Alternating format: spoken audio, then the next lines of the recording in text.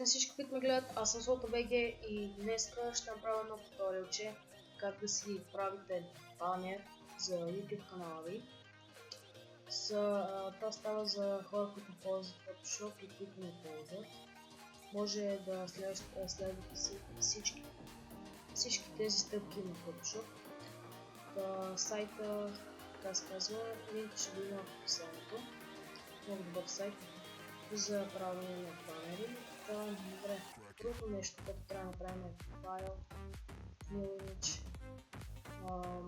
Така, тук трябва да е 256. Тук... Не, окей. 2560 и 1440 трябва да са размерите. Транспарент. Така, когато имаме това, примерно отиваме Channel Art,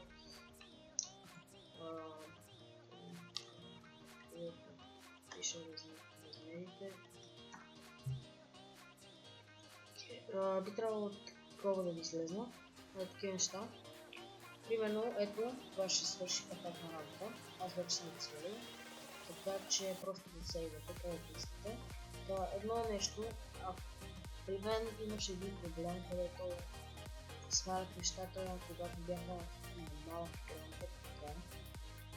И когато го слагах тук, стана много малко и много нечисто, много гадно се получи на пиксели, така че ако не искате този екран, просто го сейвате винаги, когато е на цял екран. Отивам на Layer, ето ми иначе с Layer. Окей, отивам ето тук, свалил съм го. Когато отивам тук, отивам на ето това и правя смисълни смисъл. Това е перфектно. Отивам на Edit. Сега правим едно. Не. Отиваме в интернет и пишем примерно Y-Branch. Вие може да сложите какъвто искате background, примерно на Minecraft, нещо. Аз просто тук ето и вече съм го свалил, така че ще отида на Layer, Open Image Layer и ще си го сложа. Само да го кликна. Окей. Някъде ето. Трябва да направя така, че тук отивам на Edit, не, на Layer да го правя.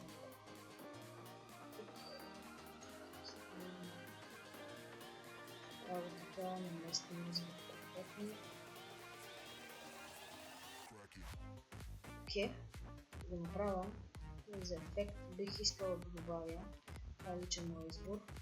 Просто ми харесва като повече това. Отивам тук, това направя нов леер.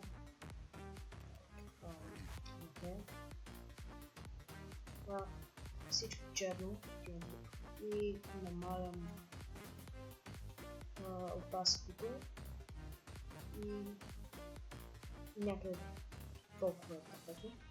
Изглежда някакси по-добре. Окей. Така. Сега от тук нататък мога да добавя и текст и всичко, което искам. Няма да направя много добър банер, просто ще ги направя нещо като пример, който може да добавите повече неща и това просто да ви покажа началните неща. Примерно отивам на Facebook блога.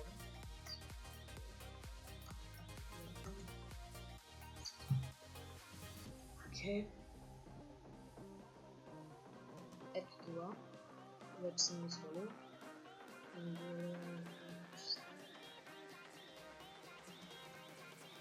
И когато го имам, отивам на Edit.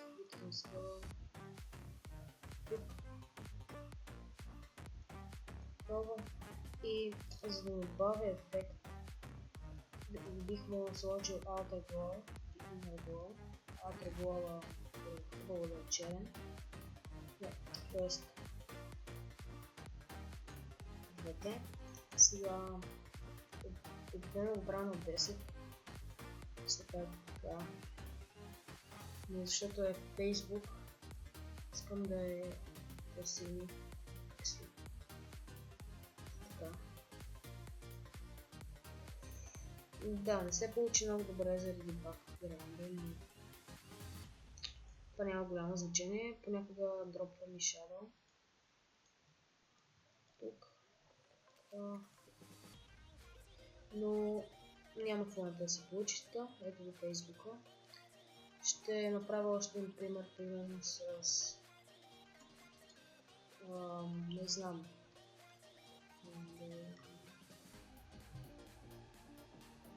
Да, окей. Не, всъщност ще използвам много скил. Името ми в Minecraft премиен аккаунта. Ето ми го скина, но... Не, ако няма както исках, карай. Да.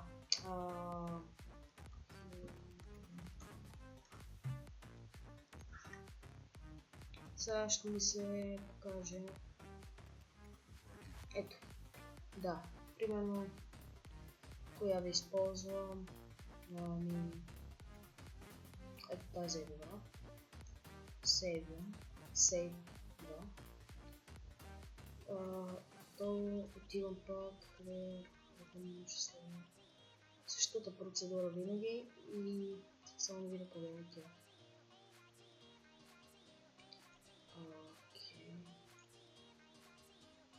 Сигурен съм, че е сейвно. Нека пробвам пак.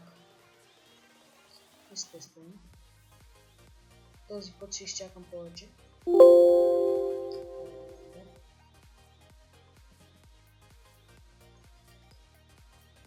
Отново. Сега трябва да има. Ето. Сега Edit и Transform. Правя е така по-голяма. И когато съм готов, отивам тук, Outer. Не, ще бъде нещо по-силно. Така.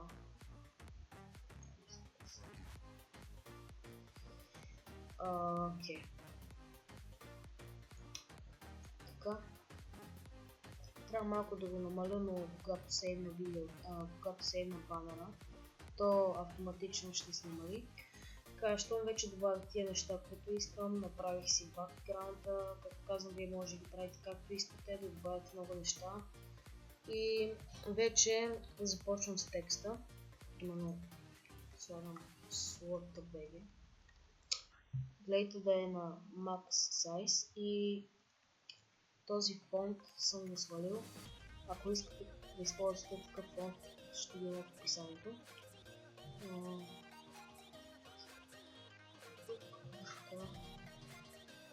Нека да бъде бял. Да, и окей. За да можем да го едитваме, трябва да имаме едит. Не на layer. Тук. И сега ще го оголемя. Ето така е добре. Сега да го вместим. За да му добавя ефекти, отивам на Outer Glow, правя го черен, правя го на 10, някъде така. Това е за сянка, не мисля, че ще ми трябва, именно аз използвам понякога за някакъв 3D ефект. Ето така може би е добре. Да, всъщност ще използвам. Перфектно. Сега за още ефект, ако искате, отивате на това нещо, пръчката, натискате Shift, задържате Shift и цъкнете буквите. Когато сте го направили, може да отидете в Bucket. Така, целта ще бъде примерно син. Много силно стана в този банер.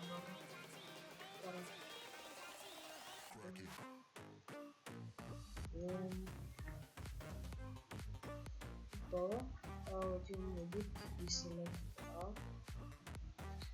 Това не се получи много добре, което не винаги става така, но аз сигурно ще се получи. Аз просто съм кърък и не мога да правя банери. Така че да, това беше. Показах ви как се прави банер. Примерно по същия начин направих и моя банер, който го виждате. Сега ще ви покажа. Имам